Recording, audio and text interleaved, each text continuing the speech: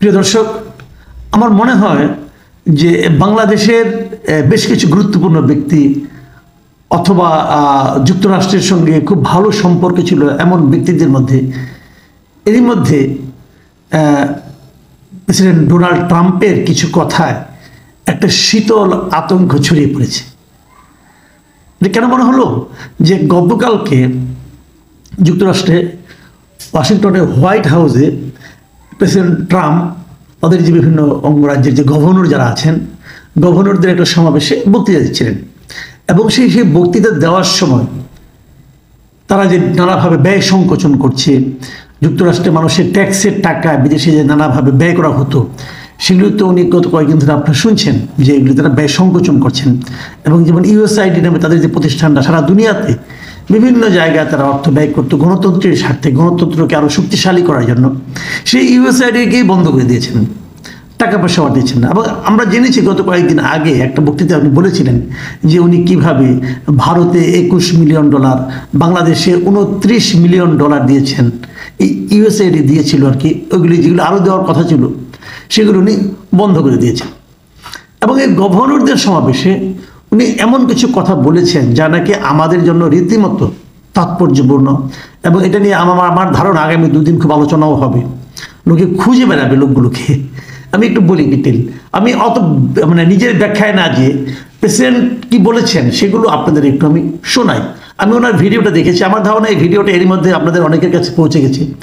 আমার কাছেও এই ভিডিওটা বেশ ঘন্টা কয়েক আগে দেশের বাইরে থেকে একাধিক ব্যক্তি পাঠিয়েছেন, বেশ বড় ভিডিও। তার মধ্যে বাংলাদেশের পার্টটুকু ওনার উল্লেখ করেছেন কোন জায়গা থেকে কোন জায়গায় আছে। আমি যতটুকু শুনেছি এবং বিভিন্ন মিডিয়ায় যতটুকু পড়েছি সেটা যদি আমি আমার মতো করে অনুবাদ করেছি আপনাদের আমি পড়ে শোনাই।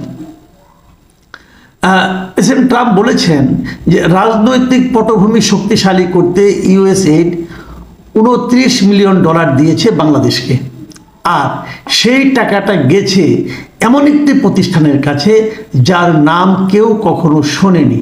খেয়াল করুন, তার মানে এই বিশাল অঙ্কের টাকা বাংলাদেশের এমন একটা প্রতিষ্ঠানের কাছে গিয়েছে যেটা খুব বিখ্যাত কোনো প্রতিষ্ঠান নয়। আমি বলি আপনারা ভাবতে থাকুন বাংলাদেশের কোন প্রতিষ্ঠান হতে পারে এমন যেটা কোনো বিখ্যাত কিছু না, কিন্তু যুক্তরাষ্ট্র তাদেরকে এত টাকাটা দেবে, যুক্তরাষ্ট্রের সঙ্গে খুব ভালো সম্পর্ক, সেটা কি হতে পারে?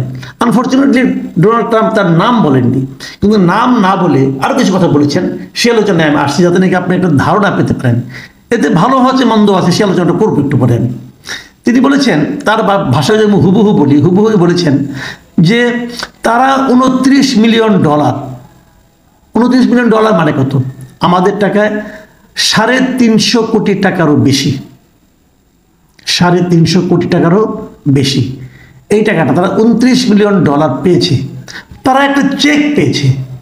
আপনারা চিন্তা করতে পারেন, ধরুন আপনার একটা ছোট্ট ফার্ম আছে, আপনি এখান থেকে $10,000 ওখান থেকে $10,000 করে পেতেন, আর তারপর আপনারা যুক্তরাষ্ট্র সরকারের কাছ থেকে $29 মিলিয়ন পেয়ে গেলেন, অথচ সেই প্রতিষ্ঠানটিতে মাত্র 2 জন মানুষ কাজ করে, মাত্র 2 জন মানুষ কাজ করে। কিন্তু এখন আপনাদের জন্য কিন্তু পাজলটা আর একটু ইজি হলো। আপনি এটা জানতে পারলেন প্রতিষ্ঠানটা ছোট ছোট কেন? তারা এই $10-20 হাজার বিভিন্ন জায়গা থেকে নিয়ে টিয়ে কাজ করতে এতদিন, হঠাৎ করে তারা $29 মিলিয়ন পেয়ে গেল, মানে 350 কোটি টাকার বেশি পেয়ে গেল। এবং সেই প্রতিষ্ঠানে কাজ করে কজন? মাত্র 2 জন মানুষ। এখন আপনি ভাবুন কোন কোন প্রতিষ্ঠানে অথবা এনজিওতে মাত্র 2-3 জন লোক কাজ করে, খুব কম লোক কাজ করে, চিন্তা করলে হয়তো পেয়ে যাবেন, অথবা খোঁজ করতে থাকুন। উনি তারপরে কি বলেছেন, আরও বলেছেন, ওনার কথায় আবার করছি ওনার ভাষায়, যে মাত্র 2 জন মানুষ। আমার তো মনে হয় তারা এখন খুবই খুশি, তারা হঠাৎ করে বিরাট ধনী হয়ে গেছে। এমন বিশাল প্রতারণার মাধ্যমে অর্জনের জন্য আমার তো মনে হয় শিগগিরই খুব ভালো একটা অর্থনৈতিক বিষয়ক ম্যাগাজিনের প্রচ্ছদে তাদের ছবি ছাপা হবে। এটা কিন্তু উনি ফান করে বলেছেন আর কি, যে এত টাকা হঠাৎ করে পেয়ে গেছে, হঠাৎ করে তারা এত বড়লোক হয়ে গেছে। এখন তাদের নিয়ে তো যে কোনো একটা ম্যাগাজিন, বিশেষ করে ফিনান্সিয়াল ম্যাগাজিন যেগুলো আছে, তারা তো তাদেরকে নিয়ে কভার স্টোরি করতেই পারে। এই জিনিসটাই কিন্তু ইঙ্গিত করেছেন। এখন কথা এই পর্যন্তই বক্তব্য, ওনার বক্তব্য। এখন প্রশ্নটা হলো যে টাকাটা পেয়েছেন কোন খাতে, এটা কিন্তু একটু জানা দরকার আপনাদের।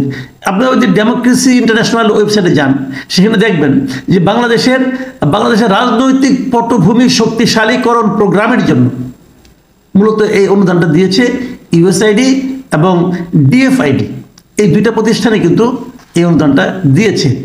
এই প্রোগ্রামটা কেন ছিল? এই প্রোগ্রামটার মূল লক্ষ্য ছিল যে রাজনৈতিক দলগুলির মধ্যে সক্ষমতা বৃদ্ধি এবং রাজনৈতিক দলের সঙ্গে ওই নির্বাচনী এলাকার, যেখানে তারা কাজ করে, বিভিন্ন নির্বাচনী এলাকার, তাদের মধ্যে এমন একটা সম্পর্ক বাড়ানো যাতে নাকি ওই এলাকায় রাজনৈতিক সহিংসতা কমে যায়। এই উদ্দেশ্য মহৎ, কোনো সন্দেহ নেই। কিন্তু প্রশ্ন হলো কয়েকটা হলো প্রথমত ডোনাল্ড ট্রাম্পের দিক থেকে যদি দেখি, ওনার প্রশ্নটা হলো এই টাকাটা তো আমার টাকা, আমার দেশে মানে যুক্তরাষ্ট্রের মানুষের ট্যাক্সের টাকা, সেই টাকাতে আমি আরেক দেশের গণতন্ত্র নিয়ে এত মাতামাতি করতে যাবো কেন? এটা ডোনাল্ড ট্রাম্পের যে বেসিক যে ফর্মুলা, এবার যে ইলেকশনের যে কথাটা বলেছেন যে আমেরিকা ফার্স্ট, মানে উনি আমেরিকাকে নিয়ে ভাববেন, এর বাইরে কিছু ভাবতে চাচ্ছেন না, সেই ভাবনার সঙ্গে কিন্তু এটা যায় না, সঙ্গতিপূর্ণ নয়। সেক্ষেত্রে উনি এটা বন্ধ করে দিয়েছেন। কিন্তু এটাই ছিল মূল লক্ষ্য এই টাকাটার। এবং এই একটা প্রকল্প নেওয়া হয়েছিল, ওদের পক্ষ থেকে নেওয়া হয়েছিল, যে প্রকল্পের সময়সীমা ছিল 2017 থেকে 2024 সাল পর্যন্ত। মানে গত বছরই ছিল এই প্রকল্পের শেষ সময়, মানে ওই প্রকল্পটা আসলে নেই এখন। তারপরে হয়তো আরও দেওয়ার কথা ছিল, যেটা নাকি ট্রাম্প এসে বন্ধ করে দিয়েছেন।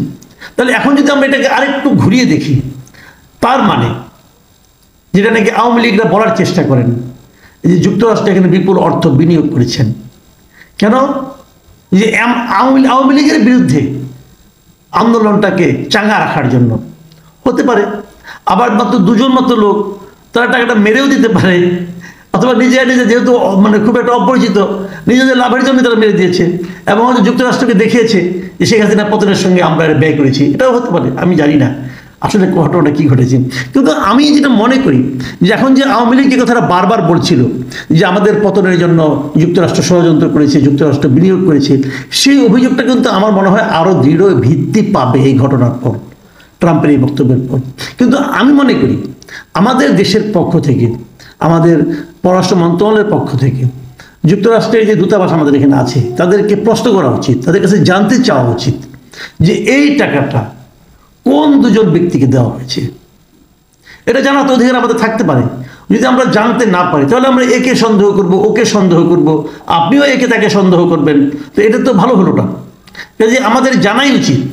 এবং আমি পররাষ্ট্র মন্ত্রণালয়কে বলবো, ভাই এটা আপনারা একটু খোঁজ খবর নেন, আপনারা যুক্তরাষ্ট্রের যে দূতাবাস আছে তাদেরকে জিজ্ঞাসা করেন যে এই দুই ব্যক্তি কে, যে দুই ব্যক্তির কথা আপনার ট্রাম্প ইঙ্গিত দিয়েছেন, ছোট একটা ফার্ম, সে ফার্মে কেউ চিনতো না, এরকম ফার্মটা কে, কারাই টাকাটা নিয়েছে, তারপরে তাদেরকে ধরেন, ধরে জিজ্ঞাসা করেন তুমি টাকা নিয়ে কি করেছো।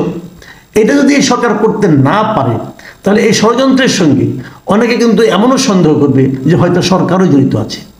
মানুষের সন্দেহ কিন্তু আপনি থামাতে পারবেন না, অথবা এই সন্দেহটা কিন্তু ছড়িয়েও দেওয়া হবে। কেউ ইন্টেনশনালি ছড়িয়ে দেওয়ার চেষ্টা করবেন, আপনাদের লাভ হবে না কোনো। কারণ এই বড় ট্রান্সপারেন্সির স্বার্থে হলো আপনাদের এই খবরটা নেওয়া উচিত। তারা কি নেবেন? আমরা বরং অপেক্ষা করি দুদিন, দেখি কি হয়। প্রিয় দর্শক, এখন এই পর্যন্তই। আল্লাহ হাফেজ।